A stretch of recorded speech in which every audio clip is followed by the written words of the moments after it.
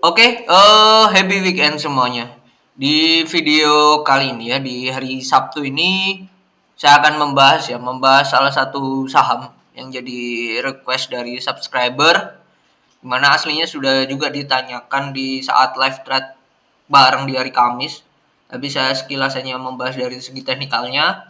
Cuman untuk di video kali ini di hari Sabtu ini kan melihat lebih dekat ya. Jadi akan saya coba ulik lebih dalam, ada dari public expose-nya, ada dari news yang beredar saat ini seperti apa, dari fundamentalnya juga, dan ya terakhir dari segi teknikalnya. Dan nantinya mungkin akan sedikit berbeda ya dari segi kacamata full teknikal berarti trader, sama dari kacamata fundamental berarti dari segi invest ya akan sedikit berbeda ya.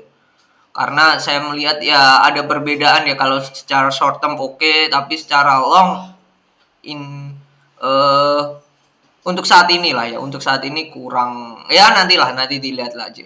Lihat aja di akhir video saya akan memberikan kesimpulan dan saya akan mencoba seobjektif mungkin dalam melihat SMGR ini seperti apa ya.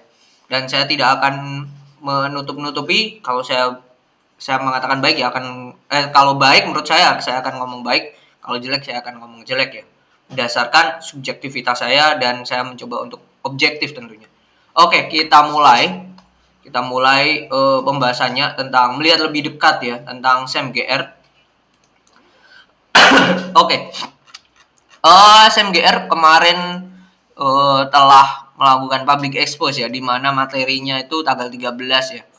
Tanggal 13 public expose-nya, dan ini materinya jujur saya tidak mengerti mendalam tentang persemenan duniawi. Jadi akan ada hal-hal yang tidak sedalam karena saya memang tidak concern di saham ya. Di semen ya, saham semen ini saya kurang concern ya. Kalau kita lihat ya, SMGR ini dari profil perusahaannya sendiri didirikan dengan nama PT Semen Gresik, lalu termasuk produsen semen terbesar di Indonesia, nomor 1 bahkan, dengan desain kapasitas produksi terbesar itu 52,6 juta produksi ya. Dengan pangsa pasarnya itu hampir mencapai 47% ya, di tengah jenis-jenis semen yang ada di Indonesia, dan ini hal yang positif. Dan pemegang sahamnya itu 50% RI, dan yang dilepas di publik itu ada 49%, di mana porsinya 19% lokal dan 30% asing. Nah, nanti di video yang lain saya akan share gimana caranya ya ngolah data yang publik ini. 19% ini terdiri dari apa? Retail kah, fund manager kah, atau rekening bank kah, atau yang lainnya, bahkan asing pun kita bisa cek ya secara persenan dalam setiap bulannya seperti apa. Nanti di video yang lain saya akan share gimana caranya, dan teman-teman bisa dapatkan itu semua gratis, bisa diakses sendiri bahkan. Oke, lanjut ya. SMGR sendiri channel distribusinya 306 distributor dengan toko retail lebih dari 70.000. Ini ya, pabrik semen terintegrasi di Vietnam. Wah, ini di mana lagi nih? Vietnam, Lokang Plant, Indarung Plant, Narogong Plant, Rembang, Cilacap, Tuban, Pangkep Plant. Oke, ini pabrik-pabrik semennya yang terintegrasi ya. Di mana paling besar itu di Indarung ya, dengan kapasitas 8 megaton per tahun ya. Oh enggak, paling besar ini ya, paling besar di Tuban ya, 13,5 capacity SI-nya. Oke, pabrik pengemasannya ada tersebar di seluruh Indonesia ya. Nah, ini yang bold warna hitam-hitam ini. Ini yang tersebar di Indonesia. Lalu di luar ini di Vietnam ya, di Vietnam nih. Oke, nah kalau kita lihat ya pangsa pasarnya dari tahun ke tahun ya, 2020 ke 2021 ini semen Indonesia penurunan ya, 49,3%. Tapi ada yang menarik. Yang menarik adalah berita newsnya, dan saya sempat mengikuti public expose dari Semen Batu Raja di hari Senin kemarin, di mana Semen Indonesia mau mengakuisisi Semen Batu Raja. Batu Raja juga aslinya BUMN ya. Tapi mereka si Semen Batu Raja ini fokusnya di daerah wilayah operasional dan pemasaran daerah Sumatera, Lampung, Bangka Belitung ya kisaran segitulah. Sedangkan kalau kita lihat sendiri di Semen Indonesia itu kapasitas ini di bagian Sumatera ini belum terlalu besar ya, penunjangnya ya, salesnya atau revenue-nya dari Sumatera ini belum terlalu besar. Dengan adanya nantinya akuisisi Semen Batu Raja, jadi jelas akan meningkatkan juga pangsa pasar dari si Semen Indonesia sendiri, di mana Semen Indonesia ini kan berada di Semen Batu Raja ini ada di posisi 3, 4, 5, 6 lah pangsa pasarnya. Dia punya pangsa pasar 3%, kisaran 3% di tahun 2021 ini. Sedangkan Semen Indonesia jadi top leadernya ya, yang jadi musuh bebuyutan atau pesaing terbesar lah, yaitu Indosemen ya.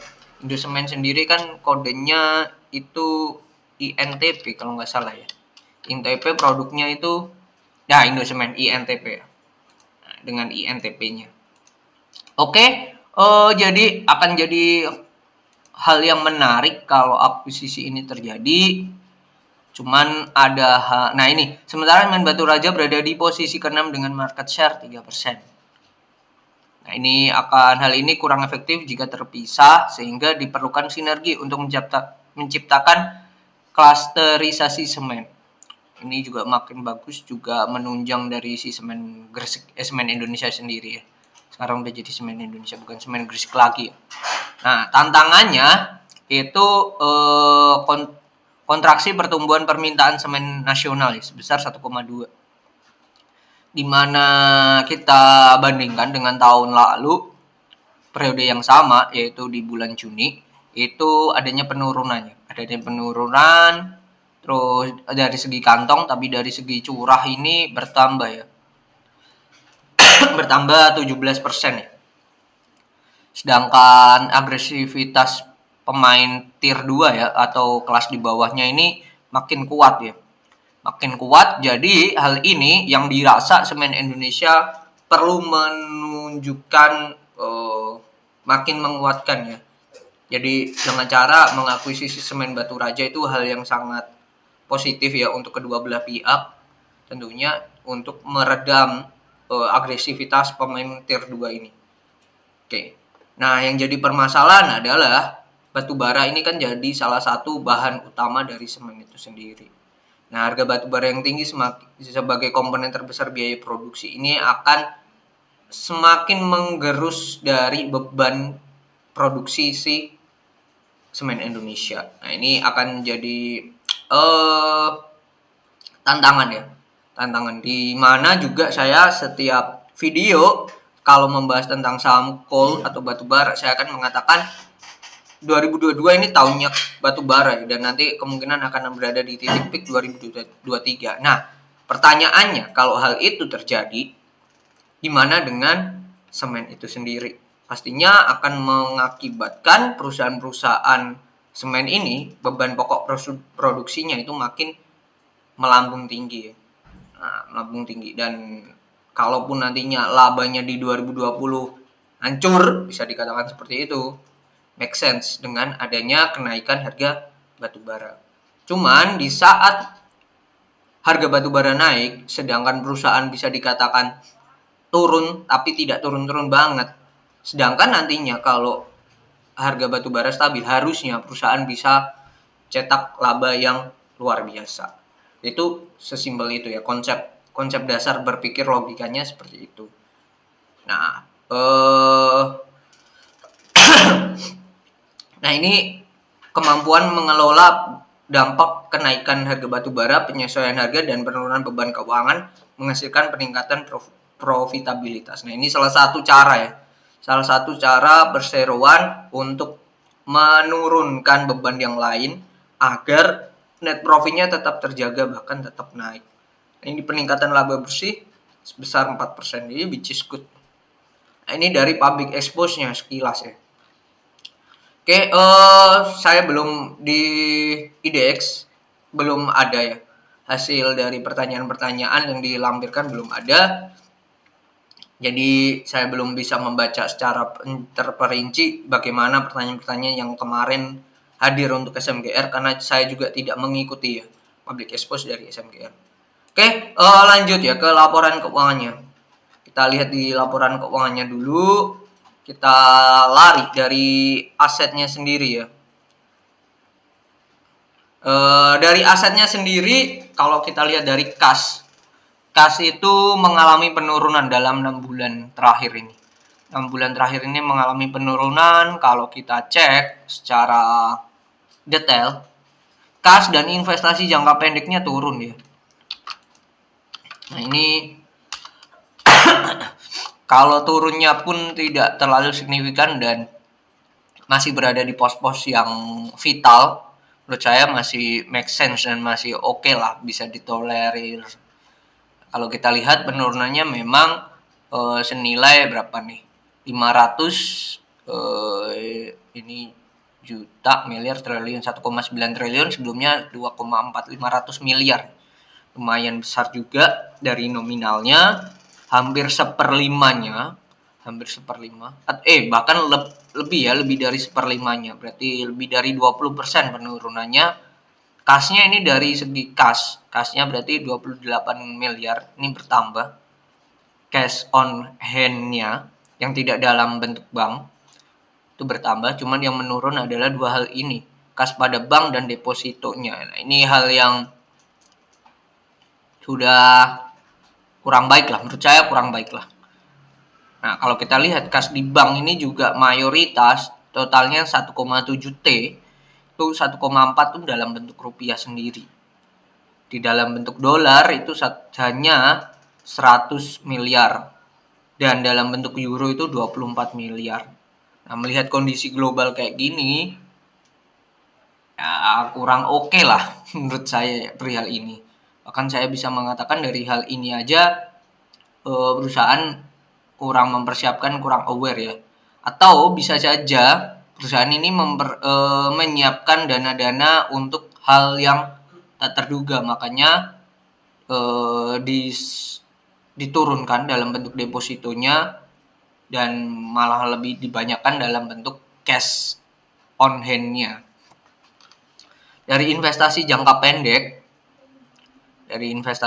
pendeknya sendiri pun ada penurunan, ya kan? Tadi kita lihat ada penurunan. Oke, sebelum investasi jangka pendek ya. Dari deposito dulu deh.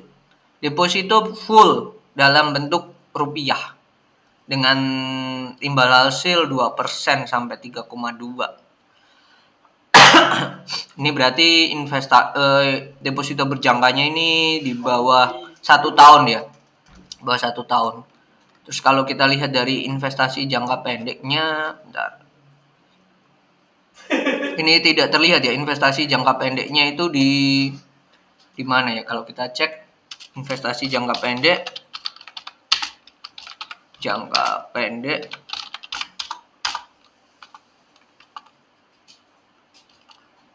Oke, ini short term investment juga dalam bentuk rupiah ya, dalam bentuk rupiah. Jadi kurang menarik ya meskipun turun ya. Nah, kalau kita lihat dari situ, kita bandingkan persediaan, kita skip dulu deh. Kita bandingkan dengan yang namanya liabilitasnya. Total liabilitas jangka pendeknya itu 11 triliun ya. 11 triliun. Dan total aset lancarnya memang 12 triliun. Tapi dari 12 triliun, 5 triliun sendiri ini dari persediaan gitu. Nah, nanti kita cek ya apakah persediaan ini udah mayoritas barang jadi apa enggak. Kalau mayoritas sudah barang jadi, berarti bisa disimpulkan bahwa oh ini tinggal mendapatkan salesnya, customernya untuk mendapatkan salesnya itu sendiri. Tapi kalau masih barang mentah dan lain-lain kan butuh yang namanya produksi dan lain-lain. Itu juga akan PR lanjutan juga ya. Nah, yang menarik cenderung buruk yaitu total liabilitas jangka pendek. Pinjaman jangka banknya ini dari 500 miliar mengembang jadi 2,5 triliun. Ini hal yang mencenangkan dan kurang oke ya. Kalau menurut saya kurang oke. 2,5 triliun ya. Kalau kita cek pinjaman jangka pendeknya dengan nominal 2,5 triliun, sedangkan cashnya aja tidak ada. Bentar, cashnya tadi berapa ya? Kalau kita lihat cashnya sendiri itu 1,9, berarti kurang dari 2 triliun bahkan. Ini agak risk, agak bahaya juga ya. Pinjamannya itu paling banyak itu ada di BNI dengan total 1 triliun. Dengan total 1 triliun. Lalu selanjutnya ada PT Bank HSBC 650 miliar. Kalau kita lihat ya, dari bank-bank ini tadi, tenornya, jatuh temponya itu paling deket itu Bank BNI, yaitu di September 25 September 2022. Ini saya tag tanggal 17 ya. Berarti bisa dikatakan 8 hari lagi. 8 hari lagi tenornya. Berarti ya minggu depan tenornya, jatuh temponya. Ini akan jadi PR banget untuk si SMGR ini. Dengan jumlah fasilitas hutang itu 2,4 T. 2,4 T, tapi perusahaan tidak mengambil maksimal dengan hanya 1 triliun. Nah, lalu ada dengan suku bunga yaitu lembaga penjamin simpanan plus 2%. Jadi itu 2% lah imbal hasilnya atau bunganya yang harus dibayarkan. Lalu ada lagi itu di Lembaga Pembiayaan Ekspor Indonesia. Bank itu dengan jatuh tempo tanggal 15 September ya, atau 2 hari yang lalu. Nominalnya 500 miliar. Dengan bunga itu 3,5%. Ini juga jadi PR ya, bisa dikatakan. Nah, 16 pun juga sama, yaitu dengan Joint Stock Commercial Bank for Investment and Development of Vietnam. Ini berarti dengan luar ya. Dengan nominal dong Vietnam maksimal 240 miliar ya, dong Vietnam dengan bunga 6%. Wow. Jadi bisa dikatakan saat kita take video ini tenor di September ini banyak banget, ada 3 perusahaan. Ada 3 jenis simpanan. Nah, itu dengan Vietnam ini, nah kalau di total 61 miliar. Lalu dengan lembaga biaya ekspor 350 miliar, berarti udah berapa tuh? Udah 400 something, ditambah yang BNI 1 triliun. Berarti 1,6 triliun jadi jatuh temponya SMGR untuk hutang terhadap 3 lembaga ya. Yaitu BNI, Joint Stock Commercial Bank for Investment Development of Vietnam, lalu sama tadi mana ya? Yang lembaga pembiayaan ekspor Indonesia. Nah, ini agak risk dan ngeri ya. Apakah perusahaan bisa membayar tepat waktu atau mundur? Meskipun kalau tidak bisa membayar tepat waktu pasti bisa dapat toleransi mundur dan lain-lain. Tetapi dengan mundur itu tadi berarti kan masuknya hutang macet ya. Hutang macet pasti akan ada penalti atau bunga yang harus ditambah dibayarkan ke depannya.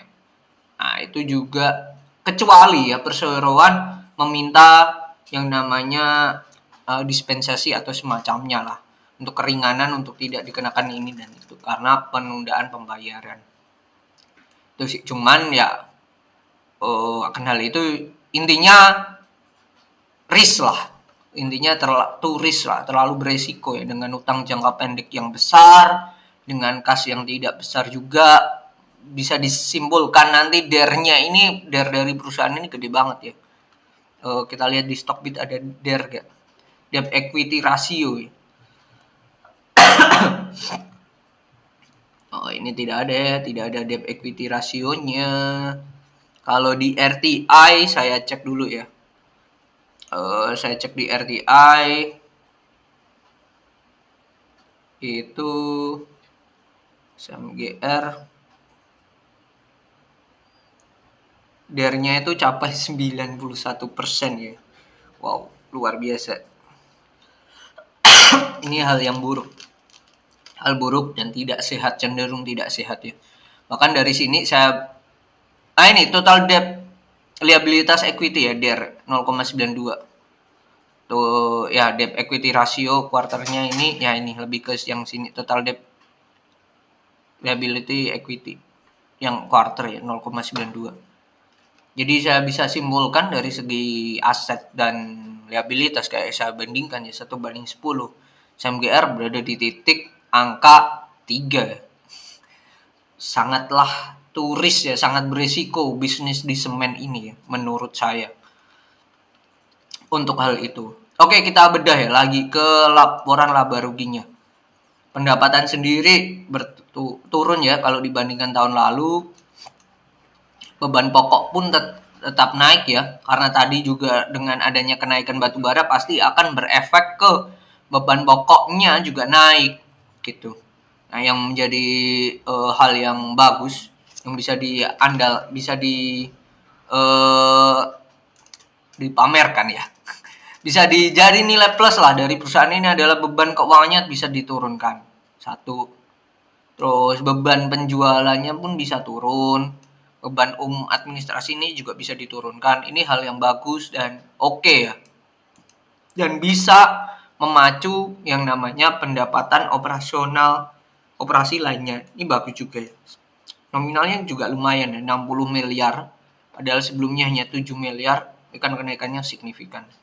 Dan di akhir ternyata perusahaan ini meskipun omsetnya turun, revenue-nya turun, tapi perusahaan ini masih bisa net profit. Nah, ini perlu diapresiasi untuk SMGR.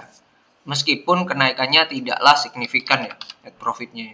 Kalau kita hitung 828.763 dikurangi 794.122 dibagi 1794122 kali 100, kenaikannya hanya 4%. Tapi melihat perusahaan ini sudah mature, sudah berkembangnya, ini sudah susah banget ya, melihat dari dia sudah market leader dan lain-lain. Dan salah satu cara untuk dia semakin berkembangnya dengan akuisisi tadi ya. Jadi kenaikan di atas kurang dari 10% tuh masih hal yang salah satu bentuk jenis perusahaan yang sudah mature, dan itu wajar ya. Wajar, dan ya ada hal yang perlu diapresiasi tadi ya, perihal perusahaan bisa menurunkan beban-beban yang lain di tengah kenaikan beban pokok produksi tadi di kenaikan batu bara, which is good dan oke untuk perusahaan ini SMGR. Oke, kalau kita cek ya, kalau kita cek dari pendapatannya sendiri, kita kelompokkan.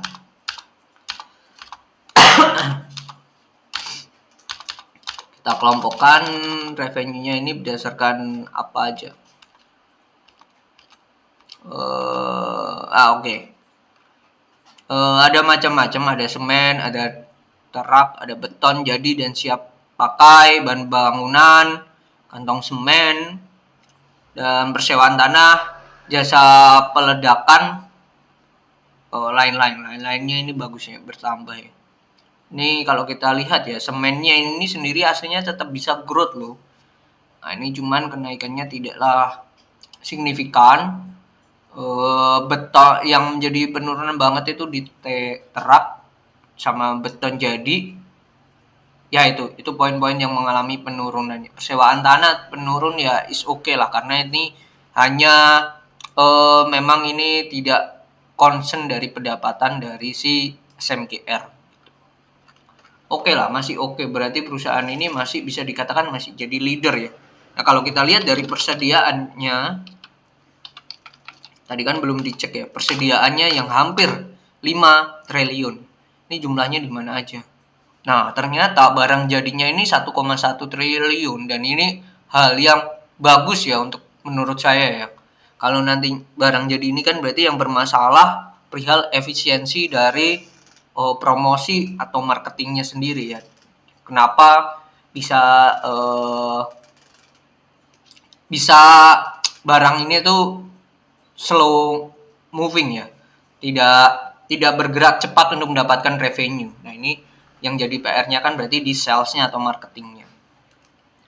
Oke, barang dalam perjalanan ini juga turun. Nah, ini juga telah lumayan besar ya, yaitu bahan baku dan pembantu. Ini senilai 1,3 T. Ada sisi positif dan negatifnya. Kalau bahan bakunya ini adalah contohnya ada batu baranya sendiri, kalau nantinya nextnya coal akan makin naik, nah ini kan berarti perusahaan sudah menyetok dengan harga yang lebih rendah, berarti itu bagus ya. Itu bagus, tapi di satu sisi kalau harganya turun berarti kan bahan bakunya ini udah ibaratnya udah beli di harga mahal gitu, sedangkan kalau beli lagi ini kan harganya lebih rendah. Itu permasalahannya di situ. Nah, yang juga jadi permasalahan ke depannya juga suku cadang ya. Suku cadang persediaannya mencapai 2 triliun. Nah, ini pertanyaannya adalah apakah peralatan-peralatan dari si perusahaan ini sudah waktunya masuk tahap check up ya, atau udah waktunya untuk diservis dan lain-lain. Kalau halnya itu terjadi, sedikit make sense dengan adanya persediaan yang mulai ditimbun di perusahaan. Kalaupun masih panjang rentan waktu dari servisnya itu sendiri, ini kan useless banget ya untuk dari segi efisiensi keuangannya sendiri, sangatlah useless. Kenaikannya hampir 300 miliar loh, lumayan besar gitu. Ini jadi poin-poinnya. Oke, kalau kita lihat ya SMGR dari segi PI-nya sekarang berada di 24,6. Sedangkan posisi PBV-nya itu di 1. Berarti bisa dikatakan kalau dari segi PBV ini memang sudah harga wajarnya dari semen Gresik gitu. Dan dari segi PI ini sudah sangat terlalu mahal ya. Karena PI yang murah menurut banyak influencer dan banyak investor ya, Pak Lo Keng Hong salah satunya itu kalau bisa di bawah 15 gitu. Cuman kita perlu lihat kompetitornya juga gitu. Dan atau historikalnya juga. Kalau kita lihat kompetitor, contoh INTP ya, itu Indosemen ya. Kondisi sekarang PI-nya berapa sih? PI dia bahkan 62 gitu. Dan PBV dia itu hampir 2. Jadi bisa dikatakan semen Gresik lebih murah dong. Iya, kalau dibandingkan INTP doang. Tapi kita belum ngecek nih, poin-poin tadi INTP lebih oke apa sama aja sama buruknya. Kalau sama buruknya, saya lebih prefer pilih SMGR gitu. Kalau disuruh milih antara keduanya ya. Tapi kalau dari segi laporan keuangan, terus lihat prospeknya ke depannya, efisiensi perusahaannya juga oke, dan lain-lain dari segi itu, INTP lebih oke dengan harga sekarang, dan dari segi PBV INTP yang 2 kali, ya make sense gitu karena dia memang lebih oke. Gitu. Tapi kan ini di sini kita fokus ke SMGR doang. Kalau kita lihat dari SMGR dari 2 kuartal sendiri itu total labanya net profitnya itu ya 800 miliar ya. 800 miliar. Nah, tantangannya itu lebih ke depannya, yaitu di Q3 sama Q4 di mana di tahun 2021 ini bahkan di 2020 ini labanya selalu naik ya, selalu gila-gilaan. Sedangkan nanti di Q3 dan ini bulan September ya, mendekati akhir tahun, winter is coming. Berarti musim dingin akan datang di Eropa. Yang nantinya akan berefek ke harga batu bara juga akan naik. Pertanyaannya, bisa nggak perseroan kembali mengulang tahun-tahun sebelumnya di saat harga batu bara naik, perusahaan tetap bisa perform gitu. Dengan mendapatkan net profit yang tinggi juga gitu. Nah, itu tantangannya untuk kedepannya. Kalau secara hal ini ya bisa dikatakan si SMGR ini berada di tengah-tengah, dikatakan murah tidak, dikatakan mahal juga enggak mahal-mahal banget gitu. Kalau kita lihat dari year to date pun harga tertingginya itu di 7.500 something, sekarang jadi 6.850, 6.875. Harga terendah itu di kisaran April itu di bawah 6.000, di 6.000. Nah, itu kan berarti berada posisi di tengah-tengah lah. Tuh dari segi fundamentalnya. Kalau segi teknikal ini sudah sempat saya bahas di live trade di hari Kamis. Ini potensi ada double bottom di sini. Bahkan di hari Jumat ini volumenya oke banget, volumenya breakout, volumenya gede, oke lah perusahaan ini. Ini secara middle trend ya, middle trendnya akan ada double bottom. Tapi kalau kita ini turunkan hanya sekilas ini, turunkan jadi candle 1 hour, ini akan membentuk yang namanya pattern inverted head and shoulder gitu, dan breakout di hari Jumat kemarin. Kalau teman-teman perhatikan ya. Ini invertednya. Nah, ini shoulder kirinya, kepalanya, dan ini shoulder kanannya. Nah, dengan target kenaikan capai ke berapa nih?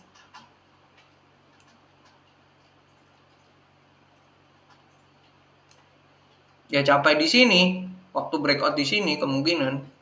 Dan nanti kalau ini breakout double bottom, pattern lagi, berarti pattern di dalam pattern. Hal ini yang menarik ya. Dari segi teknikalnya. Perusahaan ini akan lebih oke lah. Dan ini doji, kemungkinan nanti akan besok Senin akan retrace dulu, itu hal yang wajar ya.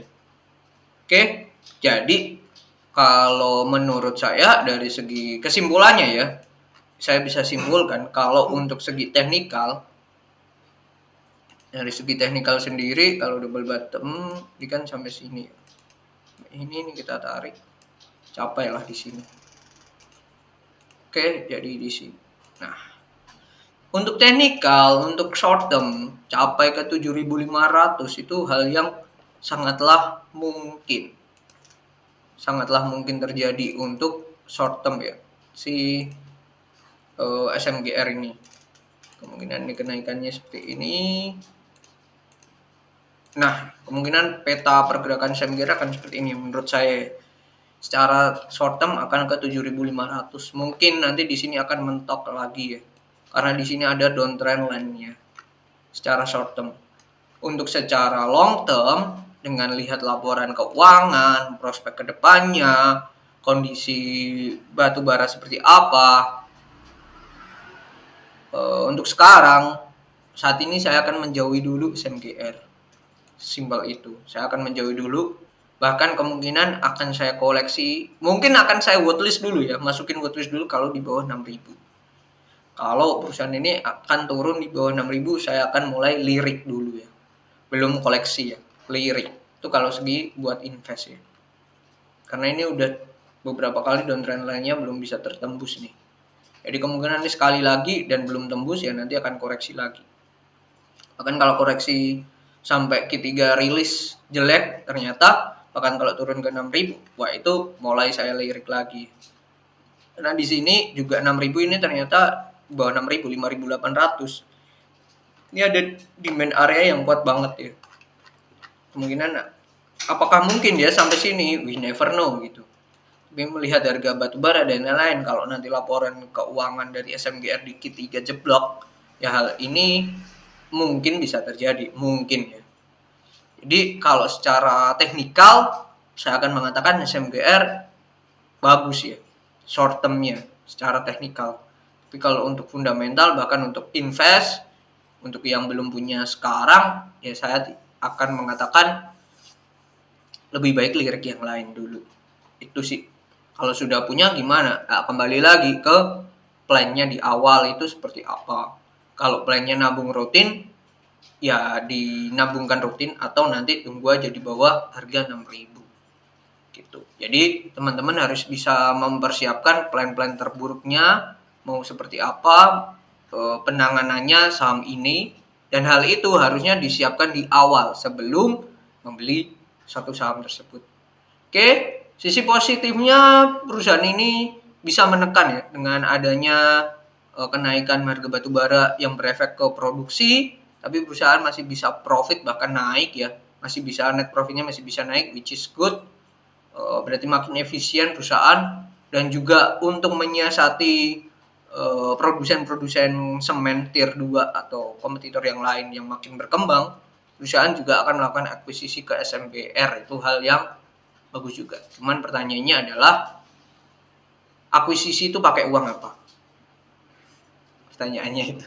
Akuisisi menggunakan uang apa? Kenapa? Karena hutang dari SMGR sendiri sudah, menurut saya udah berada di titik yang bahaya dan kurang oke lah ya. Bahkan saya tadi bisa mengatakan 1-10 untuk poin aset dan liabilitas itu saya memberikan nilai 3. Tuh. Kelebihannya SMGR ini market leader ya. Jadi kalau semisal turun seanjlok-anjloknya, saat semen ini rebound, dia akan pertama kali yang rebound. Itu poinnya yang bisa didapat. Mungkin kesimpulannya akan bisa dikatakan lebih gaduh-gaduh, karena secara teknikal dan fundamental ada dua sudut pandang yang berbeda banget ya. Jadi dikembalikan lagi ke teman-teman baiknya seperti apa. Yang penting teman-teman tahu ya risikonya apa saat membeli saham ini. Jadi itu perlu ditekankan dulu di awal sebelum melakukan pembelian.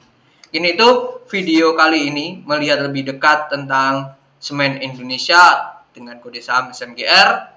Semoga bermanfaat. Happy weekend dan semoga sehat-sehat semuanya. Bye, see you.